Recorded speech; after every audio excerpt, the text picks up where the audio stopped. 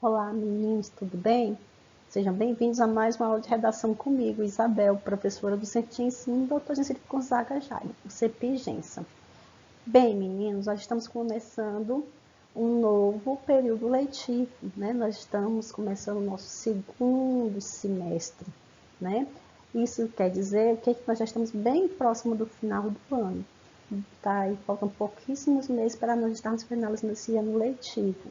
E já que nós estamos iniciando um novo período, agora entrando no nosso terceiro bimestre, nós vamos iniciar nossa aula de redação falando de um dos gêneros que nós estudamos lá no início e que é muito importante para o desenvolvimento da nossa leitura, das nossas produções, principalmente porque ele é muito cobrado nos vestibulares, no Enem, cobrado na questão de que sempre tem questões relacionadas a esse gênero. E qual é esse gênero que eu estou falando? Conto. Quem não gosta de conto? Às vezes fala, me conta um conto, não é assim? Porque o conto é fruto da nossa imaginação. E é sobre ele que nós vamos falar hoje, beleza? Então vem comigo para mais uma aula de redação. Vamos começar?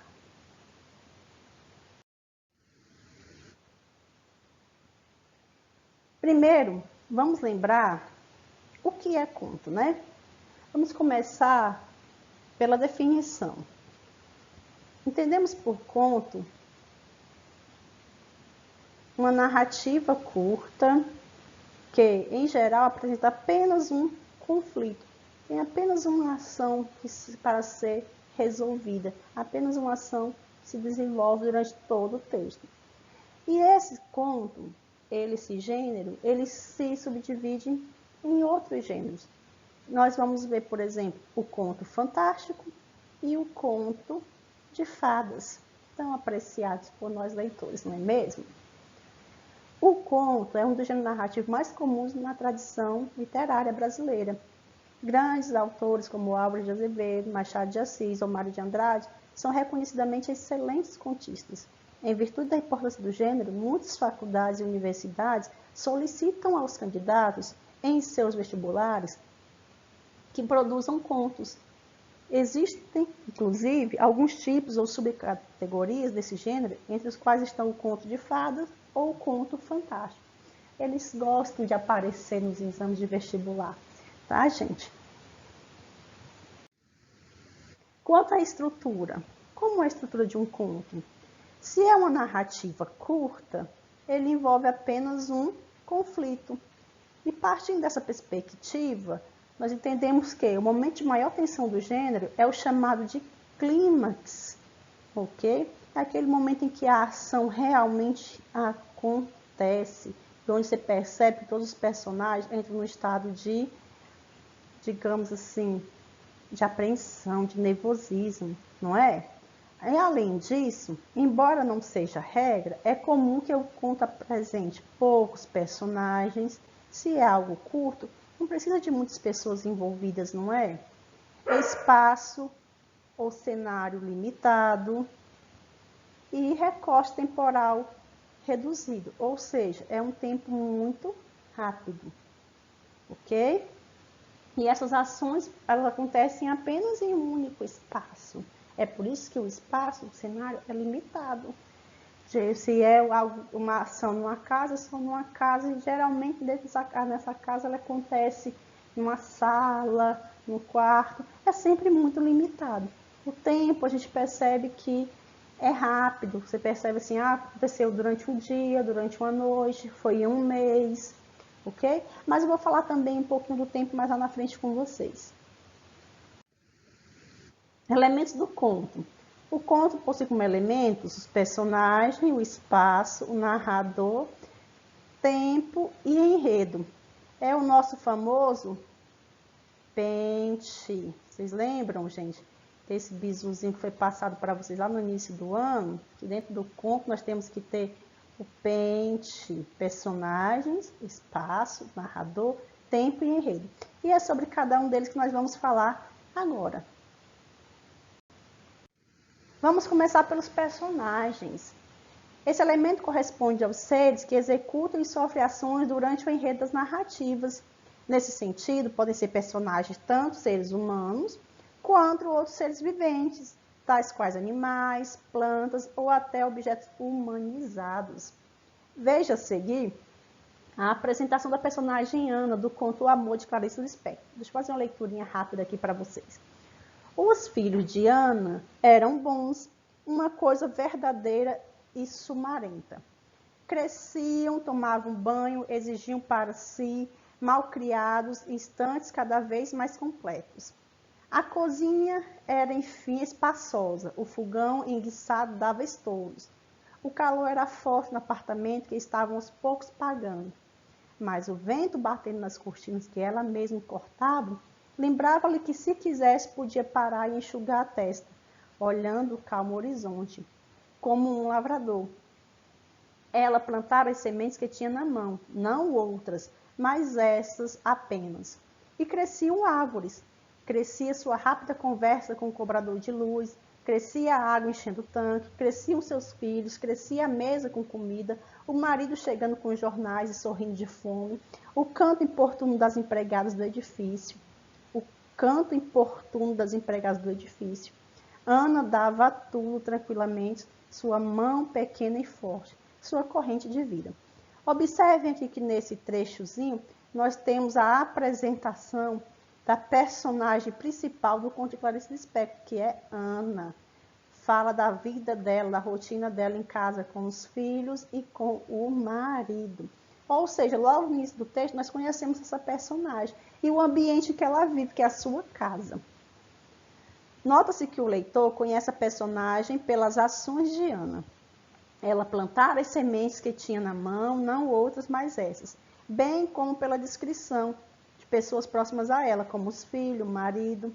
Além disso, o cenário descrito, a cozinha em específico e o apartamento em geral, também são elementos que fazem o leitor pensar sobre quem seria essa personagem. Isso está geralmente já no início do conto, né? O contista ele já apresenta a personagem e o espaço no qual serão desenvolvidas as ações, logo de início. E assim você já conhece a personagem, já conhece o ambiente, e isso vai te estimulando a continuar a leitura. Outro ponto importante é o espaço. Em linhas gerais, o espaço de um conto é o cenário no qual os personagens executam e sofrem as ações que compõem o enredo. Relembra o cenário de O Amor, da obra Laços de Família de Clarice Lispector, aquele que nós acabamos de ler. A cozinha era, enfim, espaçosa, o fogão enguiçado dava estouros, o calor era forte no apartamento, que estavam aos poucos pagando. Observe que nesses trechozinhos aqui, nós temos a descrição do cenário no qual a nossa personagem principal, a Ana, vai desenvolver as ações do conto. Tranquilo para vocês? Observem que é um espaço pequeno, é ali a cozinha e o apartamento. E o contista ele não se detém em detalhes maiores, ele simplesmente fala assim por cima para que o leitor tenha uma rápida impressão, ele consiga absorver esse cenário no qual a personagem está inserida. Narrador. Narrador nós já sabemos, é aquele que conta a história ao leitor. Mas esse narrador ele pode ser de 3 tipos. Ele pode ser narrador em primeira pessoa, que também é conhecido como narrador personagem, que é aquele que participa do enredo que narra. Ele é narrador personagem, ele narra e participa das ações.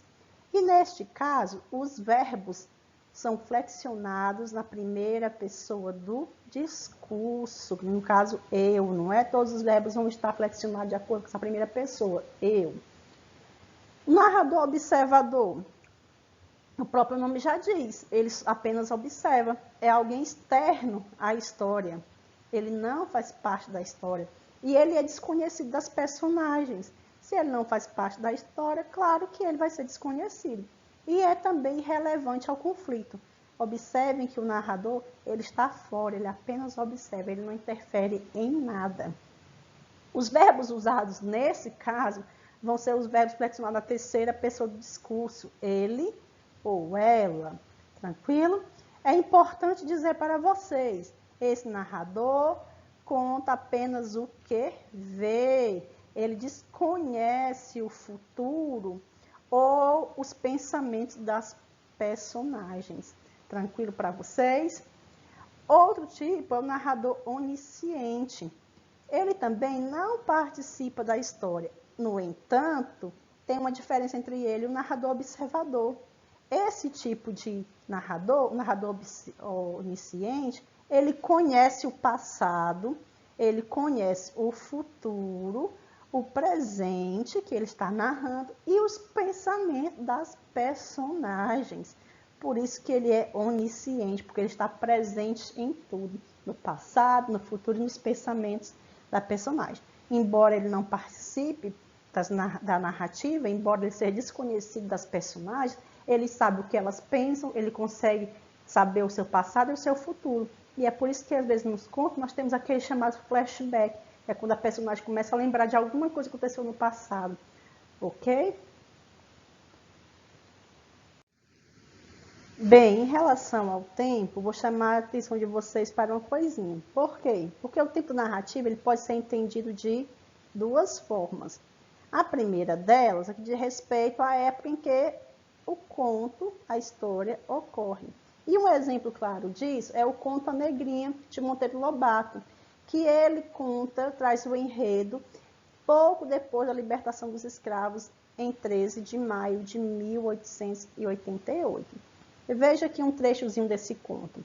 A excelente Dona Inácia era mestra na arte de judiar de crianças. Vinha da escravidão, fora senhora de escravos, e daqueles ferozes amigos de ouvir cantar o bolo e estalar o bacalhau. Nunca se afizera ao regime novo. Ou seja, ela não quisera seguir aquele novo cenário que estava se instalando naquele ano de 1888, que era o da escravidão. Essa incidência de negro igual a branco e qualquer coisinha, a polícia, qualquer coisinha. Uma mucama assada ao forno porque se engraçou dela o Senhor. Veja aí o tanto que essa personagem era cruel. E uma novena de Hélio porque diz, como é ruim assim há. Então a gente percebe que aqui o narrador está nos trazendo a personagem, no caso a Dona Inácia, mostrando para nós o quanto ela era cruel e o quanto ela não quis se adaptar àquele novo mundo que estava começando a partir dali, após a abolição.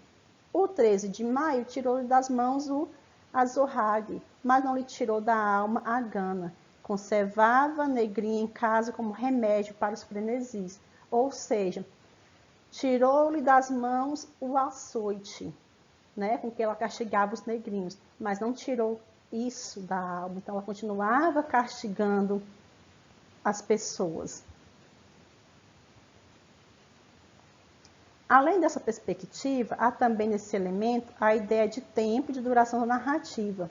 Seguindo o exemplo anterior, o enredo de Negrinha ocorre durante pouco mais de um mês. Vejam, aquele dezembro de férias, luminosa, rajado de céu,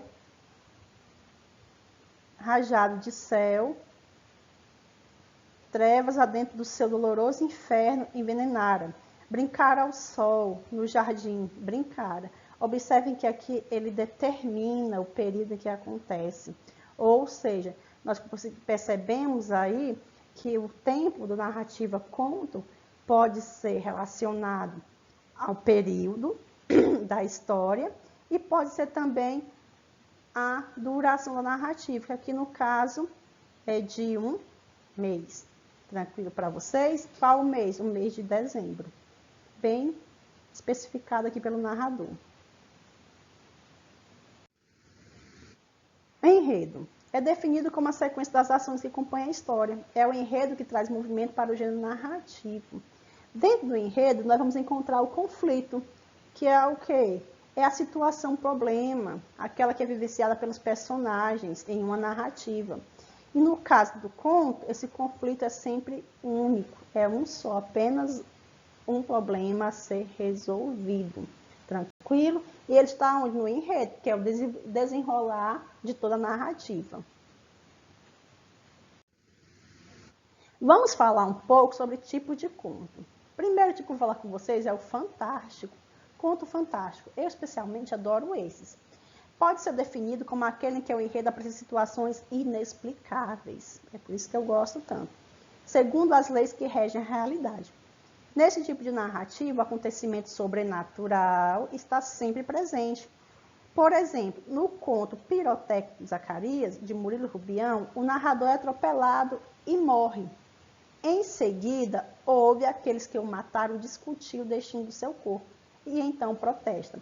Aqui nós temos um trechozinho desse conto. Veja, mas aquele seria um dos poucos despechos que não me interessavam, ficar jogado em um buraco no meio de pedras e ervas. Formava-se para mim uma ideia insuportável. E ainda o meu corpo poderia, ao rolar pelo barranco abaixo, ficar escondido entre vegetação, terra e pedregulhos. Se tal acontecesse, jamais seria descoberto o seu improvisado túmulo e o meu nome não ocuparia as manchetes dos jornais. Não, eles não podiam roubar-me, nem que fosse um pequeno necrológico no principal matutino da cidade. Precisava agir rápido e decidido.